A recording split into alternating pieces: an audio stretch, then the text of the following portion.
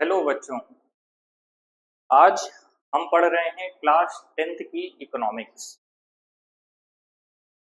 Class 9th में आपने economics पढ़ा होगा तो एक बेसिक अंडरस्टैंडिंग आपके पास होगी।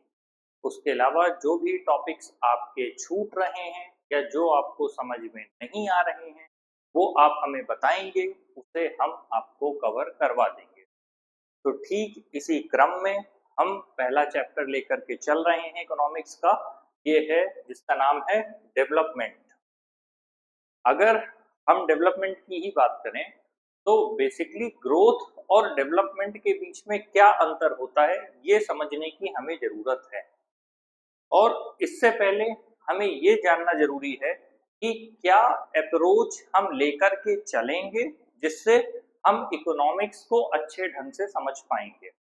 क्लास 10th में आपको economics, geography, history, polity, 4 topics social science के अंदर पढ़ना है। बाकी सब्जेक्ट्स के आपको अलग टीचर हैं, वो कवर करवा देंगे।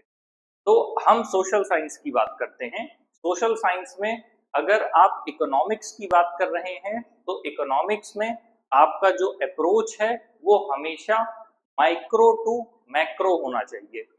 किस तरह का होना चाहिए? माइक्रो टू मैक्रो होना चाहिए, जिससे आप सबसे स्मॉलेस्ट यूनिट से लेकर के सबसे लार्जेस्ट यूनिट के बीच का जो डिफरेंस है उसको समझ पाएं और इजीली अपनी बातों को कोरिलेट करते हुए एक अंडरस्टैंडिंग जनरेट कर पाएं। मैं फिर से कहूंगा कि कोशिश ये करें कि पूरे सिलेबस को रटने का प्रयास ना करें।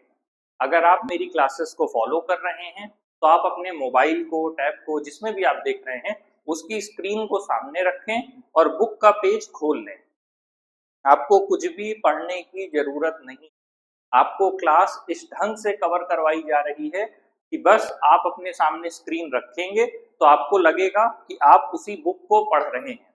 इसीलिए डायरेक्टली एनसीईआरटी का पीडीएफ ही हम लोगों ने उठा लिया है। फिर जब आपका एक बार सिलेबस तैयार हो जाएगा तो फिर हम रिवीजन के फॉर्मेट में इसको कम समय में कवर करवा देंगे। पहले लेवल पे आपको एक अंडरस्टैंडिंग जनरेट करनी है, आपको कुछ भी रटना नहीं है। जब एक अंडरस्टैंडिंग जनरेट हो जाएगी, हर चीज को लेकर के एक समझ बन जाएगी, तो उसके बाद हम आपको सीधे कॉन्सेप्ट्स बता देंगे कि ये कॉन्सेप्ट्स आपको कवर करना है, ये आपके एग्जाम में आएंगे, जिससे आपके एग्जाम में अच्छे नंबर आ जाएंगे। तो आपको अपने अप्रोच को समझना होगा, उसी हिसाब से हम लेकर के चल रहे हैं। तो आप अपने डिवाइस की स्क्रीन सामने रखिए और केवल किताब खोल करके बैठ जाइए और आराम से एक एक चीज को सुनते जाइए। जब आपको लगता है कि किसी चीज में प्रॉब्लम है या कोई टॉपिक आपका अनक्लियर है तो आप हमें वो कमेंट करेंगे, हम आपको बता देंगे। अब हम आते हैं इकोनॉमिक्स के अप्रोच की बात कर रहे थे हम। जब भी अप्रोच की बात होगी तो वो माइक्रो से मैक्रो की तरफ जाएगी।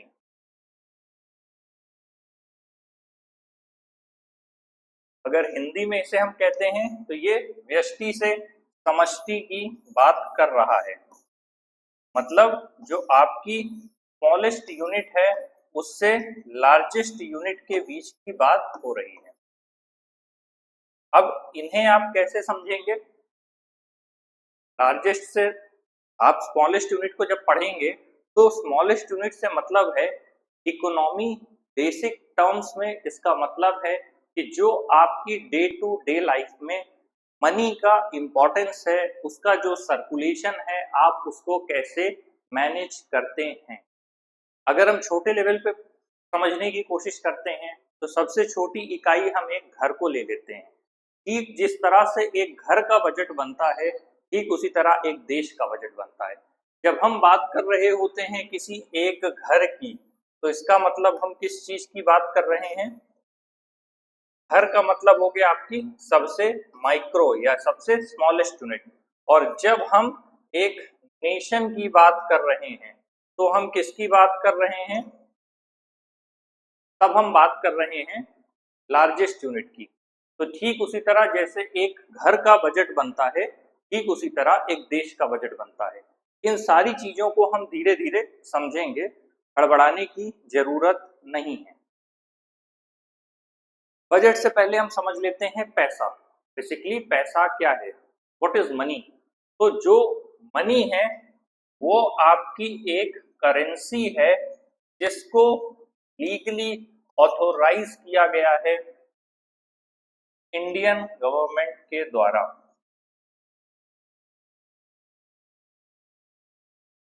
कहने का मतलब अगर आप थोड़ा पीछे जाएंगे तो आपने पढ़ा भी होगा, अब तक बार्टर सिस्टम चलता था।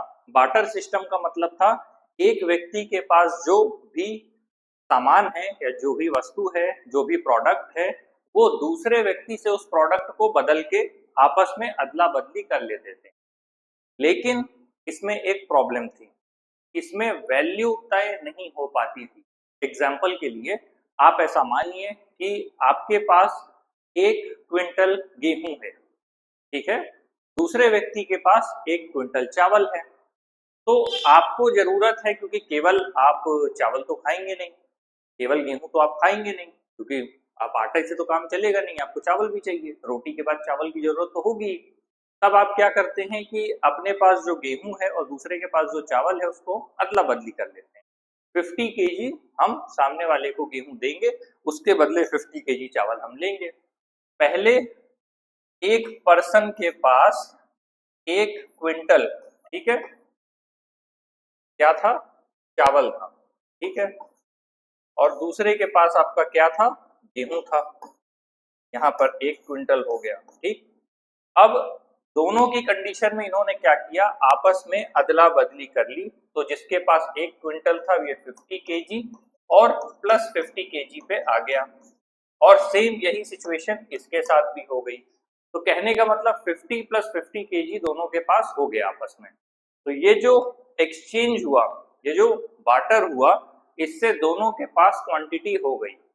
लेकिन क्या हो कि अगर एक आदमी के पास दाल है और दूसरे के पास गेहूं है, और वो कहे कि एज पर कंपैरिजन दूसरी चीजों के मुकाबले दाल को उगाने में काफी मेहनत होती, या फिर किसी भी तरह का कंपेंसेशन दो लोगों के बीच करना हो, तो कैसे उस चीज को मैनेज किया जाएगा।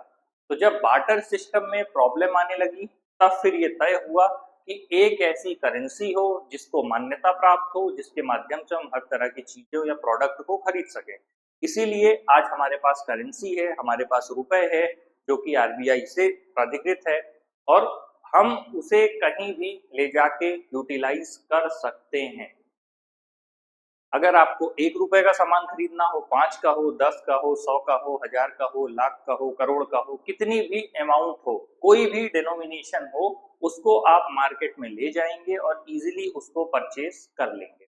तो ये था बार्टर सिस्टम से करेंसी पे आने का सफर। जब करेंसी पर हम लोग आ गए तो फिर ये तय हुआ कि हमें कितनी जरूरत है। अभी फिर मैंने कहा था कि हमारा अप्रोच हमेशा माइक्रो टू मैक्रो होना चाहिए।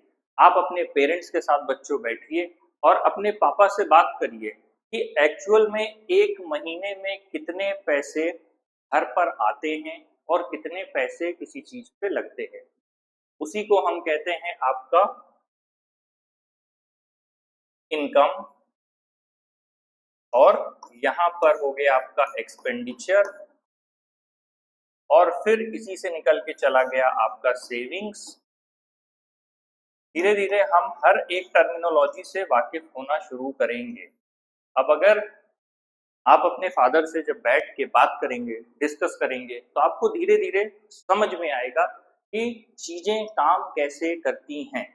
इकोनॉमी हमारे जीवन का मोस्ट इम्पॉर्टेंट एस्पेक्ट है, इसके बिना आप लाइफ में सर्वाइवल के बारे में नहीं सोच सकते हैं। ऐसे में जब आप पेरेंट्स से घर की छोटी छोटी चीजों को समझने की कोशिश करेंगे, तो आपके अंदर एक जिम्मेदारी का भाव आएगा और आप ये समझ पाएंगे कि कैसे अपनी लाइफ को मैनेज करना है, और फ्यूचर में जो भी आपके एस्पिरेशंस हैं, ड्रीम्स हैं, गोल्स हैं, वो इसके थ्रू आप फुलफिल कर सकते हैं। तो आप अपने पेरेंट्स के साथ बैठें और उसे समझने का प्रयास करें। यह आपकी एक एक्सरसाइज होगी, तो इसको जब आप कंप्लीट कर लें तो मुझे जरूर बताएं। ठीक इसी तरह अगर आप अपने पेरेंट्स से बात करते हैं, मान लीजिए आपके घर में 20,000 रुपीज आते तो पहला सवाल ये है कि ये जो 20,000 रुपीज हैं कहाँ से आते हैं। भाई अगर आपके पास महीने में घर में पैसा आ रहा है तो इसका कोई सोर्स ऑफ इनकम जरूर होगा। सोर्स ऑफ इनकम क्या है? सोर्स ऑफ इनकम जिस भी प्रोफेशन में आपके फादर होंगे या फादर मदर दोनों होंगे और उनकी जो कम्युलेटिव इनकम होगी उसको मिलाने के बाद जो आपके घर में टोटल इनकम बनती है वही एग्रीगेट इनकम कही जाती है, टोटल इनकम कही जाती है। अब सवाल ये है कि जो पैसा ये आ रहा है, क्या आपके फादर लेबर हैं या किसी शॉप में काम करते हैं या किसी मॉल में काम करते हैं, सिक्योरिटी एजेंसी में काम करते हैं, कहीं ऑफिसर हैं, एडवोकेट हैं, डॉक्टर हैं, इंजीनियर हैं, जिस भी प्रोफेशन में हैं और जितना भी पैसा आपके पास आ रहा है वही उनकी इनकम, वही प्रोफेशन उनकी इनकम की सोर्स है एक्चुअल में। और एक बात हमेशा याद रखें बच्चों, कभी भी इस बात को लेकर के शर्मिंदा ना हो कि आपके फादर का प्रोफेशन किसी दूसरे व्यक्ति से छोटा या बड़ा है। कई बार मैं बच्चों से मिलता हूं तो उनके मन में एक हीन भावना देखने को मिलती है। आपके पेरेंट्स आपको सपोर्ट कर रहे हैं, इसीलिए इस तरह की हीन भावना से बचें और बहुत ही प्राउडली अपनी लाइफ को एक्सेप्ट करें और अपने फादर को के प्रोफेशन को ओपनली बताने में किसी भी तरह की हिचकिचाहट ना रखें।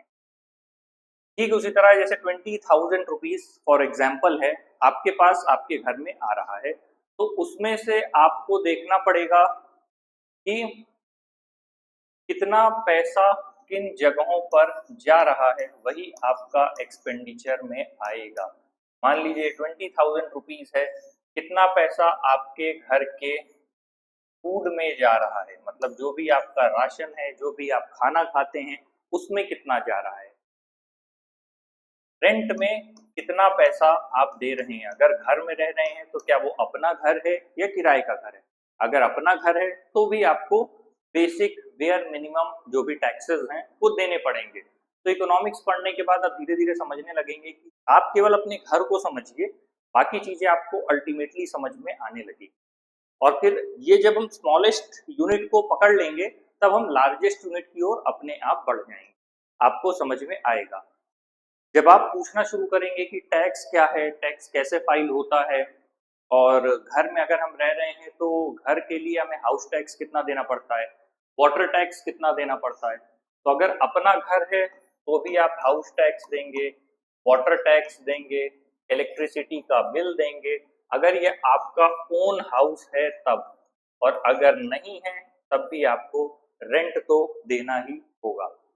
तो ऐसे में ये एक खर्चा हो गया। उसके बाद आपके कितने एडिशनल खर्चे हैं, ठीक वैसे जो आपके घर में वाईफाई लगा है, कंप्यूटर है, रिचार्ज है, जितनी भी आपके जो अदर एक्सपेंसेस हैं, उन सब चीज़ों को जब आप कैलकुलेट करेंगे, उनका एक एग्रीगेट बनेगा, तब आपको पता चलेगा कि वहाँ पे आपका कितना अमाउंट जा रहा है। साथ ही आपके घर में है कोई ना कोई व्हीकल होगा, उसका जो भी पेट्रोल डीजल होगा वो भी इसी से आएगा। उसके बाद आपकी फूड है तो फूडिंग के साथ साथ आपकी क्लोथिंग होगी। उसके बाद जो सबसे इम्पोर्टेंट एस्पेक्ट होगा वो आपका अपने घर का खुद का एजुकेशन सिस्टम पे जाने वाला पैसा होगा। तो आप इसमें से देखिए कि आपके पेरेंट्स ने कैसे आपकी एजुकेशन को प्रायोरिटाइज किया और आपको पैसा दिया ताकि आप पढ़ें, लिखें, मेहनत करें और जीवन में आगे बढ़ पाएं। अब इसमें भी ये डिफरेंस समझिएगा कि कई बार लोग उसको नेगेटिव एस्पेक्ट में लेके जाते हैं। एजुकेशन पे खर्च करने का मतलब है अपने बच्चों को एसेट बनाना, ना कि लाइबिलिटी में कन्वर्ट करना। ये डिफरेंस समझने की जरूरत है कि एसेट और लाइबिलिटी में क्या डिफरेंस होता है।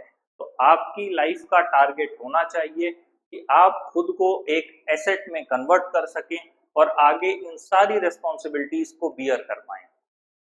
साथ ही इसके अलावा कुछ आपके एक्सपेंस ऐसे होंगे जो आकस्मिक होंगे या एक्सीडेंटल होंगे, इसीलिए लोग लाइफ में डरते हैं, इसके लिए इंश्योरेंस लेते हैं, क्लेम करते हैं।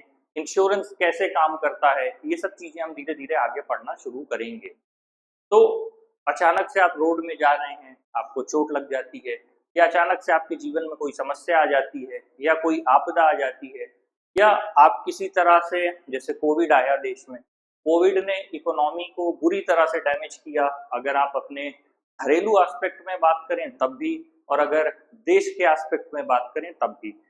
और एक लेवल के बाद आपको समझ में आएगा कि आपका जो घर है वो डायरेक्टली देश से कनेक्टेड है। तो अभी बहुत से लोगों की ये गलतफहमी होती है कि मेरे घर में जो होने वाली घटना है मैं सिर्फ उससे अपने आप को बांध के रखूं, इंटैक्ट रखूं, बाहर की चीजों से मेरा क्या लेना देना।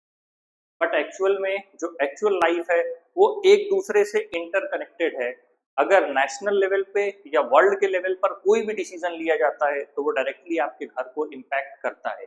बस आपके पास इतनी समझ होनी चाहिए कि आप ये पता कर पाए कि आपके ऊपर उस घटना का क्या पर्टिकुलर इम्पैक्ट पड़ा है। कई बार लोग इसीलिए अपनी जो छोटी सी दुनिया है उसी को बना के एक नॉर्मल पॉलिटिक्स में उलझे रह जाते हैं। ज़्यादा बेटर ऑप्शन है कि उससे बाहर के निकल कर और चीज़ों को अच्छे से ऑब्जर्व करके समझा जाए, जिससे एक बेटर फ्यूचर आप बना पाए। तो ये हो गया आपका एक्सीडेंटल पैसा।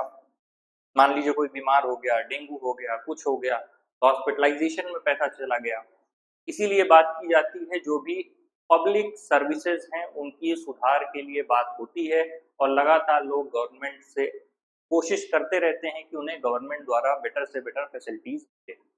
इन सब के बाद, ये सारे खर्चों के बाद आपकी कोशिश होती है कि आप कुछ सेविंग्स कर पाएं। अब सवाल ये है कि ये सेविंग्स की क्या ज़रूरत है। सेविंग्स की ज़रूरत है क्योंकि फ्यूचर में अगर आपके ऊपर ही अच्छी एजुकेशन लेने के लिए किसी न किसी आप कॉलेज में जाएंगे, उस कॉलेज की जो अच्छी मोटी फीस है उसको भरने के लिए तो सेविंग्स फिर से एजुकेशन पे आ जाती है। लड़कियों के लिए हमारे समाज में जो प्रथाएं हैं, दहेज है या कुछ भी है, उस पर एक हम सेपरेट बात करेंगे कि क्या सही है क्या गलत है। लेकिन जिस भी तरह का वर्तमान में पोजीशन है उस हिसाब से लोग अपनी सेविंग्स रखते हैं, एसआईपी रखते हैं, जिसके थ्रू जिससे बाद में वो शादी में वो पैसा खर्च कर सकें। तो सेविंग्स का जो बेसिक मतलब है वो वही है कि वो आपकी एजुकेशन के लिए होगा, आपके फ्यूचर में मैरिज के लिए होगा, और उसके बाद किसी भी तरह की प्रॉब्लम अगर फ्यूचर में आती है तो उससे निपटने के लिए होगा, मेडिकल इंश्योरेंसेस होंगे। तो सेविंग्स में भी एक पैसा लोग रखते हैं। तो आप घर पर जाकर अपने पेरेंट्स से एक बार बातचीत करें कि घर का बजट वो कैसे बनाते हैं, घर को वो कैसे मैनेज करते हैं, घर में किसी भी प्रॉब्लम के आने पे वो अपने आप को फाइनेंशियली कैसे बैलेंस करते हैं। इन सब छोटी छोटी चीज़ों को अपने पेरेंट्स से जाकर बात करें और समझें। आप जितना डीपली इन चीज़ों को समझने लगेंगे आपको एक क्लियर अंडरस्टैंडिंग ऑफ लाइफ मिलने लगेगी। तो पहले ये कोशिश करें, ये एक्सरसाइज करें, पेरेंट्स के साथ बैठें और समझें। फिर आपका एक्सपीरियंस जैसा भी हो हमें बताएं कमेंट में।